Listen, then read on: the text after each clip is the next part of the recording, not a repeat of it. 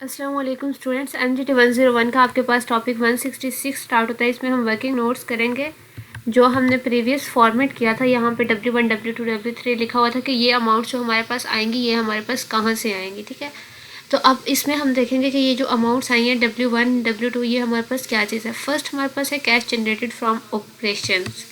तो हमने इसको फर्स्ट वाले को उठाया, कैश जनरेटेड फ्रॉम ऑपरेशंस। तो अब हम इसको देखेंगे कि इसके जो वर्किंग नोट्स हैं या कैश जो हमारी आ रही है वो हमारी कहाँ से आ रही है। तो यहाँ पे हमारे पास फर्स्ट जो है हमारे पास कैश कलेक्टेड फ्रॉम कस्टमर्स। ठीक है, कस्टमर्स से कलेक्ट कर रहे हैं हम कैश और ये हमारे पास WA है।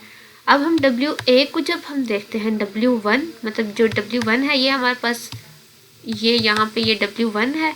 ठीक है, यहाँ पे ये मिसिंग है तो ये आप लिख लें, ये W1 है हमारे पास और उसके बाद W1 का आगे से A है हमारे पास। क्लियर, तो यहाँ पे आपके पास डेटर्स अकाउंट गिवन होगा। जो आपका डेटर्स अकाउंट होगा उसमें आपने मेंशन की होगी कैश फ्रॉम कस्टमर्स।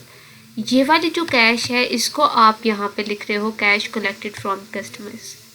क्लियर, मतलब ये डेटर्स अकाउंट आप बनाते हो, यहाँ पे आप ओपनिंग डेटर्स लिखते हो, फिर क्लोजिंग डेटर्स लिखते हो और यहाँ पे जो आपकी टोटल सेल्स होती हैं उनको लिखते हो, चाहे वो सेल्स आपकी क्रेडिट पे हैं और चाहे आपकी कैश पे हैं। बैड डेट्स आपके क्रेडिट साइड पे आते हैं, डिस्काउंट अलाउड भी क्रेडिट साइड पे आता है। ये आपका डेटर्स अकाउंट का फॉर्मेट है। क्लियर, यहाँ पे ये MCQs में चीज़ें आ सकती हैं कि बैड डेट्स आपने क्रेडिट साइड पे लिखे तो क्रेडिट साइड पे आएंगे या फिर जो है वो डेबिट साइड पे आएंगे।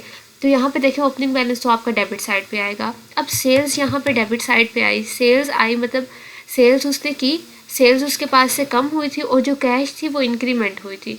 तो इसलिए जो कैश होगी या आपके जो क्रेडिट होंगे ना, मतलब अगर ऑन क्रेडिट भी सेल्स कर रहे हैं तो इन फ्यूचर तो आपको प्राइस मिलनी ही है, इसलिए कैश का इंक्रीमेंट होगा दोनों केसेस में। अगर कैश मिले तब भी, अगर फ्यूचर में मिलेगी तो भी, तो इसलिए हम इसको डेबिट साइड पे मेंशन करते हैं। क्लियर, नेक्स्ट आपका आता है बैड डेट्स। अब देखें बैड डेट्स आपके पास क्या है। अगर हम डेटर्स के अकाउंट के लिहाज से देखें, डेटर्स के पास बैड डेट्स आए, किसी ने क्या था उसकी ये बैड डेट्स क्या थे, उसने हमें देने थे और उसने हमें नहीं दिए। अब ये डेटर ने हमें डेट्स नहीं दिए, ठीक है, तो ये हमारे होंगे बैड डेट्स और हमारे एक्सपेंस में जाएंगे, लेकिन उसकी ये क्या होगी, उसकी ये इनकम होगी। डेटर्स अकाउंट को देख रहे हैं ना हम, तो डेटर्स के अकॉर्डिंग देखेंगे क्या चीज़ क्रेडिट है क्या चीज़ डेबिट है। तो डेटर्स के अकॉर्डिंग देखेंगे तो इसके हमारे पास क्या आएंगे, बैड डेट्स इनकम, और इनकम हमारे पास क्रेडिट साइड पे आती है तो इससे हमने इसको क्या कर दिया, क्रेडिट साइड पे लिख दिया। नेक्स्ट हमारे पास है डिस्काउंट अलाउ। हम अपने डेटर्स को क्या कर रहे हैं, डिस्काउंट अलाउ कर रहे हैं कि वो हमें क्या करते, उसने हमारे 5,000 देने हैं तो अब चलो वो हमें 4500 दे दे। क्लियर, हमने उसको क्या किया, कुछ % डिस्काउंट लगा दिया। अब डिस्काउंट हमारा जो है हम लगा रहे हैं तो ये तो हमारा तो एक्सपेंस हो जाएगा, लेकिन उसके लिए ये इनकम आएगी क्योंकि अब जो उसको 5,000 देना था अब उसे 4500 देना है, मतलब 500 उसकी इनकम में कंसीडर होगा कि 500 उसका क्या हुआ, बच गया। क्लियर, तो इसी तरह ये दोनों इनकम में आएंगे तो ये हमारे पास क्रेडिट साइड पे आएंगे। क्लोजिंग डेटर आपका डेबिट है, डेबिट क्लोजिंग डेटर है और ये आपका क्रेडिट होता है। क्लियर, उसके बाद है कैश फ्रॉम कस्टमर्स। अब क्या हुआ, कैश फ्रॉम कस्टमर्स, ये डेटर जो होते हैं ये खुद कस्टमर्स होते हैं। इनसे जब कैश जाएगी तो इनकी क्या होगी, क्रेडिट होगी। अब इनके पास से कैश जा रही है तो वो क्रेडिट हुई। हमने इधर कैश कलेक्ट की अपने कस्टमर से, मतलब अपने क्रेडिटर्स से, सॉरी अपने डेटर से, अपने डेटर से हमने कैश कलेक्ट की। तो यहाँ पे ये हमारी यही कैश होगी जो उनकी वहाँ पे क्रेडिट हो रही है, लेकिन हमारे पास आके हम इसको क्या करेंगे, डेबिट करेंगे और ये यहाँ पे क्या हो रही है, हमारी प्लस में आ रही है। क्लियर, नेक्स्ट हमारे पास है कैश पेड टू सप्लायर्स। अब हमने जो सप्लायर्स को कैश पे की वो WB में हमारे पास इसकी वर्किंग है, तो हम देख लेते हैं WB में हमारे पास इसकी क्या वर्किंग है। क्लियर, ये छोटे छोटे आपके पास क्या है, वर्किंग नोट्स हैं कि आपकी वर्किंग जो प्रीवियस आपने फॉर्मेट पढ़ा है उसकी वर्किंग कैसे होगी। तो यहाँ पे हमारे पास देखते हैं WB में हम अपने सप्लायर्स का अकाउंट मतलब अपने क्रेडिटर्स का अकाउंट, और यहाँ पे एक बात भी क्लियर है, जो आपके कस्टमर्स होते हैं वो आपके डेटर्स होते हैं, जो आपके सप्लायर्स होते हैं जो आपको चीज़ें प्रोवाइड करते हैं वो आपके क्रेडिटर्स होते हैं। ठीक है, अब हमारे पास क्रेडिट की बात करेंगे तो क्रेडिट बैलेंस ओपन होगा, और क्रेडिट बैलेंस जो आपका ओपन होता है वो आपका क्रेडिट साइड पे होता है, और क्रेडिट बैलेंस क्लोज जो होता है वो आपका डेबिट साइड पे होता है। अगर आपको क्रेडिटर कंट्रोल अकाउंट का फॉर्मेट याद हो तो उसमें ये चीज़ें आपने मेंशन की हुई हैं। क्लियर, तो अब आपके पास क्रेडिट है, क्रेडिटर क्या कर रहा है, इसकी परचेजेस हो रही हैं, परचेजेस हम कर रहे हैं। हमने इससे परचेज़ की, ठीक है। यहाँ पे कोई भी पर्सन है XYZ, उसने इससे परचेजेस किए। अब परचेजेस इस पर्सन के पास इंक्रीमेंट हुई, बट इसके पास क्या हुई, ये कम होंगी परचेजेस। इसके पास कम होंगी तो इसके क्रेडिट साइड पे जाएंगी परचेजेस। क्लियर। अब इसको हम देखते हैं कि ये जो यहाँ पे हमारे पास परचेजेस हैं, इसको कैसे इसने कैलकुलेट किया, इसकी वर्किंग कैसे की है। और यहाँ पे हमारे पास टोटल परचेजेस का फार्मूला ये होता है कि हम क्या करते हैं, जो हमारे पास कॉस्ट ऑफ गुड्स सोल्ड होती है उसमें ऐड करते हैं ओपनिंग स्टॉक को और माइनस कर देते हैं ओपनिंग स्टॉक जो होता है उसको ऐड करते हैं जो हमारा डेबिट ओपनिंग स्टॉक होता है। अब ये हमारे पास, इधर मैंने आपको बताया कि ये हमारे पास क्रेडिट ओपनिंग करेक्टर में आएगा, तो ये क्रेडिट ओपनिंग स्टॉक है। अब जो क्रेडिट आपका ओपनिंग स्टॉक होगा उसको आप ऐड करेंगे, ठीक है। अगर यहाँ पे डेबिट होता या यहाँ पे डेटर की बात हो रही होती तो उसमें आपने क्या करना था, आपने ओपनिंग बैलेंस लेना था। अब इसमें आप क्या ले रहे हो, अब इसमें आप क्लोजिंग बैलेंस ले रहे हो, क्रेडिट क्लोजिंग बैलेंस, और माइनस कर रहे हो क्रेडिट ओपनिंग बैलेंस से। क्लियर। अगर यहाँ पे डेबिट की बात होती तो यहाँ पे इन्वर्स हो जाना था, ऊपर ओपनिंग चला जाना था और नीचे क्लोजिंग आ जाना था, अगर डेबिट क्लोजिंग बैलेंस की बात होती या डेबिट ओपनिंग बैलेंस की बात होती, ठीक है। वो होती डेटर अकाउंट में। अब यहाँ पे हमारे पास क्रेडिटर्स अकाउंट है, तो क्रेडिटर्स में हम इसी फार्मूले के अकॉर्डिंग यहाँ पे हमारे पास ये टोटल परचेजेस आ जाएंगे, और टोटल परचेजेस जो आगे इसको हम यहाँ पे मेंशन कर देंगे। क्लियर। उसके बाद है डिस्काउंट रिसीव्ड। डिस्काउंट हमारे क्रेडिटर्स है ना, हमने इनके पैसे देने, इन्होंने हमें क्या दिया, डिस्काउंट दिया। हमारे पास क्या हुआ, इंक्रीमेंट, इनके पास क्या हुआ, डिक्रीमेंट। इनकी तरफ से तो प्राइस कम हुई और ये इनका क्या बन गई, एक्सपेंस बन गई। और जो एक्सपेंस होते हैं उनकी एंट्री हम करते हैं डेबिट साइड पे, तो ये डिस्काउंट रिसीव्ड की एंट्री हमने डेबिट कर दी। क्लियर। उसके बाद है cash paid to suppliers. Cash हमने इनको दी, हमारी तरफ से कैश कम हुई, इनकी तरफ कैश ज़्यादा होगी, ज़्यादा हुई, इनका एसिड बना और एसिड की एंट्री करते हैं डेबिट साइड पे। क्लियर। अब ये जो कैश पेड टू सप्लायर्स, ये कैश हमने पे की, जो क्रेडिटर अकाउंट में हमें मिलेगी, इसको हम क्या करेंगे, यहाँ पे जो अपनी स्टेटमेंट ऑफ कैश फ्लो है वहाँ पे जाके हम क्या कर देंगे, इसको मेंशन कर देंगे दिस वन, ठीक है। और इसको पेड है तो हम इसको माइनस कर देंगे। नेक्स्ट हमारे पास है cash paid to and on the behalf of employees. हमने एम्प्लॉयज़ को कैश पे की, या हमने उनको क्या दिया, हमने उनको लोन दिया, ठीक है। या हम उनके बिहाफ पे हम किसी और को दे रहे हैं कैश, तो पे कर रहे हैं हम दोनों सूरतों में, तो ये हमारे पास क्या होगी, माइनस होगी। इसके बाद नेक्स्ट हमारे पास है cash paid for other operating expenses. Other operating expenses के लिए आप कैश पे कर रहे हैं, कैश पे करेंगे तो माइनस होगी। और अब ये कॉस्ट कितनी आएगी, ये हमारे पास गिवन होगी, ये हमारे पास हमें पता चल गया WB से आई, ये WA से आई, और ये हमारे पास कैसे आएगी, ये हमारे पास WC से आएगी। तो अब हम देख लेते हैं WC की वर्किंग के, हमारे पास जो WC है उसकी हमारे पास क्या वर्किंग है, दिस वन, ठीक है। ये आपके पास आ जाएगी WC की वर्किंग, और ये हमारे पास क्या आएंगे, ऑल ऑपरेटिंग एक्सपेंसेस, जितने भी हमारे ऑपरेटिंग एक्सपेंसेस हैं वो टोटल यहाँ पे आ जाएंगे। इन स्टार्स को बेशक आप यहाँ पे लिख लें, ठीक है। जितने भी टोटल हैं आपके पास वो यहाँ पे आ गए। उसके बाद आपने क्या करना है, सैलरीज एंड वेजेस अगर आपके पास क्वेश्चन में गिवन है तो इनको माइनस करते जाना है। इन सारी चीज़ों को आपने क्या कर देना है, माइनस कर देना है। या ऐसे करें, इन सारी चीज़ों को माइनस ना करें, बल्कि इनको क्या करें, सबको एक साथ लिख लें, ऐड कर दें, ऐड करके इसकी अमाउंट यहाँ पे शिफ्ट करें, और ये जो आपका टोटल होगा ऑल ऑपरेटिंग एक्सपेंसेस उसमें से माइनस कर दें। चाहे तो अलग अलग माइनस कर लें, बेटर यही है कि सबको प्लस करके इकट्ठे और इसमें से माइनस कर दें। अब यहाँ पे जो न्यू टर्म है वो हमारे पास अमोर्टाइजेशन है। अमोर्टाइजेशन हमारे पास ये टर्म है जिसको हम मल्टीपल पीरियड्स के लिए यूज़ करते हैं, ठीक है। एक accounting period, second accounting period, multiple accounting period के लिए यूज़ करते हैं, और इसको हम क्या करते हैं, दो प्रोसेस में डिवाइड करते हैं। एक हमारे पास होता है अमोर्टाइजेशन ऑफ लोन्स पे जो हम लगाते हैं, और एक एसिड्स पे जो हम लगाते हैं वो होते हैं, ठीक है। तो अब यहाँ पे अमोर्टाइजेशन है, दोनों में से कोई एक भी क्वेश्चन में गिवन है तो आपको इसमें क्या करना है, इसको यहाँ पे लिख देना है। उसके अलावा आपके पास आ जाएगी cash paid for operating expenses. Operating expenses के लिए आपने जितनी भी कैश पे की वो आपने यहाँ पे लिख देनी है। यहाँ पे हैं सारे के सारे एक्सपेंसेस कितने थे।